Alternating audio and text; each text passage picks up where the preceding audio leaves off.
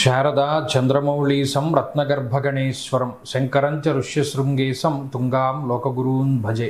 ఉభయ జగద్గురువుల యొక్క పాదపద్మాలకి నమస్కారం చేసుకుంటూ, అలాగే నాకు జ్యోతిష విద్యను నేర్పిన గురువర్యులు జ్యోతిష బ్రహ్మ కీర్తిశేషులు శ్రీ ఈరంకి సూర్యనారాయణమూర్తి గారు, సూర్యశ్రీ దైవజ్ఞి గారి యొక్క పాదపద్మాలకి నమస్కారం చేసుకుంటూ, ఓం శ్రీ మహాగణాధిపతి నమః, శ్రీ గురుభ్యో నమః, హరి ఓం. వీక్షకులందరికీ నమస్కారం. ఆగస్ట్ మాసమందు ఏ విధమైనటువంటి గ్రహస్థితి ఉండబోతూ ఉన్నది, అలాగే ఆగస్టు నెలలో ఉండేటువంటి కుజగ్రహ మార్పు లేదా శనేశ్వరుని యొక్క వక్రగతి ఫలితము లేదా రవిగ్రహ మార్పు ఇత్యాది ఫలితాలు ద్వాదశ రాశుల మీద ఏ విధమైనటువంటి ప్రభావాన్ని చూపించబోతూ ఉన్నాయి, లేదా ఆ నెల రోజుల పాటు ఏ విధమైనటువంటి గ్రహస్థితి వల్ల ద్వాదశ రాశుల వారు ప్రభావాన్ని పొందబోతూ ఉన్నారు అనేటువంటి విషయాన్ని చాలా క్లుప్తంగా ఈ వీడియో ద్వారా తెలుసుకునేటువంటి ప్రయత్నం చేద్దాం. ముఖ్యంగా ఈ శాస్త్ర సంబంధమైనటువంటి విషయాన్ని అతి పురాణ గ్రంథమైనటువంటి గోచార దర్శిని వంటి ఉత్కృష్టమైనటువంటి గ్రంథం ఆధారంగా పూర్తి శాస్త్ర ప్రమాణాలతోటి ఈ విషయాలన్నింటినీ కూడా చెప్పడం జరుగుతూ ఉన్నది. 18వ తారీఖున సూర్యుని యొక్క మార్పు, ఇప్పటి వరకు కర్కాటక రాశిలోకి ఆయన యొక్క సంచారం సాగింది. 18వ తారీఖున కర్కాటక సంక్రమణాన్ని వదిలిపెట్టి ఆయన సింహరాశిలోకి ఆయన యొక్క సంక్రమణాన్ని ప్రారంభం చేస్తారు. అంటే 18వ తారీఖు నుండి మాసం చివరి వరకు కూడా రవి యొక్క గమనము అనేటువంటిది సింహరాశిలోనే ఉంటుంది. ఆ తదుపరి మాసం చివరిలో 23వ తారీఖున మఖా నక్షత్రం 1వ పాదంలోకి బుధుని యొక్క సంచారం జరుగుతుంది. అంటే ఈ మాసంలో చాలా రోజుల పాటు కర్కాటక రాశి అందే సంక్రమణం చేసినటువంటి బుధ గ్రహము నెలాఖరులో 23వ తారీఖున సింహంలోకి మారతారు. అయితే ఈ మాసంలో గురుడి యొక్క స్థితిగతులన్నీ కూడా కర్కాటక రాశిలోనే ఆయన యొక్క సంక్రమణం సాగుతూ ఉన్నది కాబట్టి ఫలితాలన్నీ కూడా అక్కడి నుండి తీసుకుంటాం. అలాగే శనేశ్వరుని యొక్క స్థితి వక్రగతిలో ఉన్నది. ఆయన మీనరాశి యందు వక్రించి సంచారం చేస్తూ ఉన్నారు. ఆ ఫలితాలను దృష్టిలో పెట్టుకోవాలి. కుంభరాశి యందు రాహు ఉన్నారు. అలాగే సింహమందు కేతుగ్రహం ఉన్నటువంటి పరిస్థితుల్లో ద్వాదశ రాశులపైన ఈ గ్రహస్థితి ఆగస్టు మాసమందు ఏ విధంగా ప్రభావాన్ని చూపించబోతూ ఉన్నది.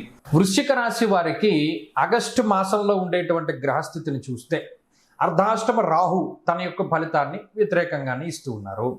పంచమ స్థానంలో వక్రగతి శనేశ్వరుడు, సరే ఆయన వ్యతిరేకమైన ఫలదాత. సప్తమంలో ఉన్న కుజుడు కాస్త అష్టమంలోకి వెళ్ళిపోయారు, ఆయన వ్యతిరేకమైనటువంటి ఫలితాలను ఇస్తారు. ఇక్కడ ప్రధానమైన విషయం ఏంటి అంటే 18వ తారీఖు దాటాక రవి దశమ కేంద్రంలోకి రావడం మంచి విషయం. అలాగే ఈ మాసంలో గురుబలం ఉండడం మంచి విషయం, చంద్రబలం ఉండడం మంచి విషయం. ఇవి కొంత అనుకూలించేటువంటి అంశాలు. అంటే ఈ మాసం ప్రధానంగా గురుబలం మీదే ముందుకు వెళ్ళాలి, ఇంకే బలము లేవు. అటు 9లో రవి ఉన్నప్పుడు విచారే నవమే రవవు ఉన్నారు, అంటే ఏదో ఒక రకమైనటువంటి విచారానికే కారణమవుతారు.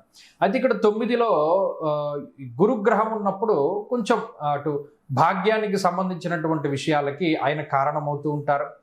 ముఖ్యంగా ఆయన 9వ స్థానంలో చాలా యోగ్యమైనటువంటి శుభ ఫలదాత. అర్ధంచ స్వకులాచార గృహలాభ సుభోజనం అన్నారు. కొన్ని మూలమైనటువంటి గ్రంథాల్లో మరొక మాట కూడా చెప్తూ ఉంటారు. అర్ఘ్యంచ ఇంకో మూలమైనటువంటి గ్రంథాల్లో భాగ్యానికి సంబంధించిన విషయాలతో పాటుగా అదృష్టాన్ని సూచించేటువంటి విషయాలు కూడా చెప్తూ ఉంటారు.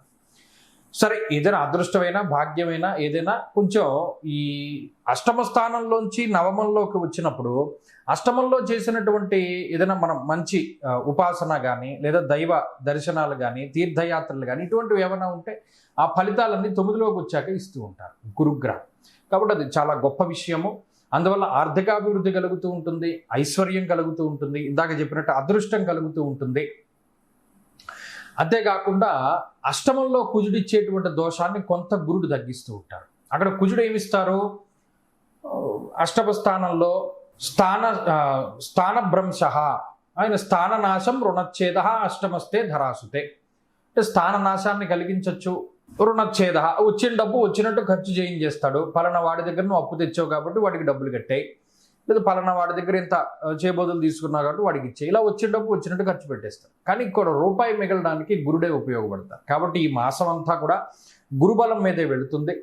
అలాగే మాసంలో 18వ తారీఖు దాటిన తర్వాత మరింతగా రవి బలం కూడా పెరుగుతుంది కాబట్టి అటు దశమంలోకి రవిగ్రహం యొక్క సంచారం వస్తుంది కాబట్టి ఆయన కూడా చక్కగా అర్ధసిద్ధి సదారోగ్యం బంధు సంతోషవర్ధనం అన్నారు. అంటే అటు మరలా మనకి వృద్ధిని సూచించేటువంటి విషయాలు, ఉద్యోగపరమైనటువంటి విషయాలను ఎక్కువగా రవి సూచిస్తున్నారు. ఈ మాసంలో కుటుంబపరమైనటువంటి విషయాలపైనే ఎక్కువ మీరు కాన్సన్ట్రేట్ చేయవలసి వస్తుంది, అంటే ఎక్కువ శ్రద్ధ పెట్టవలసి వస్తుంది. ఇంట్లో ఉండేటువంటి ఏదైనా గుప్తమైనటువంటి విషయాలు బయటికి వెళుతూ ఉండడము, ఇంకొకళ్ళ ప్రమేయంతో ఇంట్లో ఉండేటువంటి వాళ్ళపైన వారి ప్రమేయంతో ఇంట్లో ఉండేటువంటి వారు కొంత వ్యతిరేకంగా ప్రవర్తిస్తూ ఉండడము, దాన్ని ఇన్ఫ్లుయెన్స్ అవ్వడం అని చెప్తూ ఉంటారు. అంటే చెప్పుడు మాటలు వినడం ద్వారా మీ మీద కొంత వ్యతిరేకమైన అభిప్రాయాన్ని వారు పొందుతూ మీ కోడల్లో, కొడుకులో, లేకపోతే పిల్లలో, లేకపోతే మనవలో, లేకపోతే అల్లుల్లో, కూతుర్లో, ఎవరో భార్యతో సైతంగా ఎవరైనా సరే, భర్తతో సైతంగా ఎవరైనా సరే ఇతరుల మాట విని మీ మీద కొంత వారు వ్యతిరేకంగా మాట్లాడుతూ ఉండడం, ఇది మీరు గమనిస్తారు ఈ మాసంలో. అది ఒకటి కొంత ఇబ్బంది పెడుతుంది. అదేంటి మనం ఇంత చేశాను కదా, ఎవరో చెప్పిన మాటలు పట్టుకుని వీళ్ళు ఇలా మాట్లాడుతున్నారంటే అని ఒక్క బాధ కలుగుతుంది. అది ఒకటి మినహాయించి మిగతా ఏ విషయంలోనూ కూడా వృశ్చిక రాశి వారికి ఇబ్బందులు కలగవు. ఇక ఉద్యోగపరంగా శ్రమ ఉన్నా, ఒత్తిడి ఉన్నా, ఏదైనా అవి దాటుకుంటూ ముందుకు వెళుతూనే ఉంటారో అది ఒక విషయం మనం దృష్టిలో పెట్టుకోవాలి. అయితే ఈ మానసిక అశాంతిని తొలగించుకోవడానికి మాత్రం వీరు ఎప్పటికప్పుడు సుబ్రహ్మణ్యారాధన చేస్తూనే ఉండాలి. ఎందుకంటే ఎంతసేపు సుబ్రహ్మణ్యారాధన చేయడం ద్వారా మీలో ఉండేటువంటి కొంత ఆ వైరాగ్య భావన కొద్దిగా పెరుగుతూ ఉంటుంది. అంటే ఆ జ్ఞాన స్థితి పెరుగుతూ ఉంటుంది. సుబ్రహ్మణ్యుడు జ్ఞానస్వరూపుడు కాబట్టి, అందువల్ల మన వాళ్ళే మన గురించి వ్యతిరేకంగా మాట్లాడినా కొంత దాన్ని మనం ఓవర్కమ్ చేయడానికి ఆయన ఉపయోగపడుతూ ఉంటారు.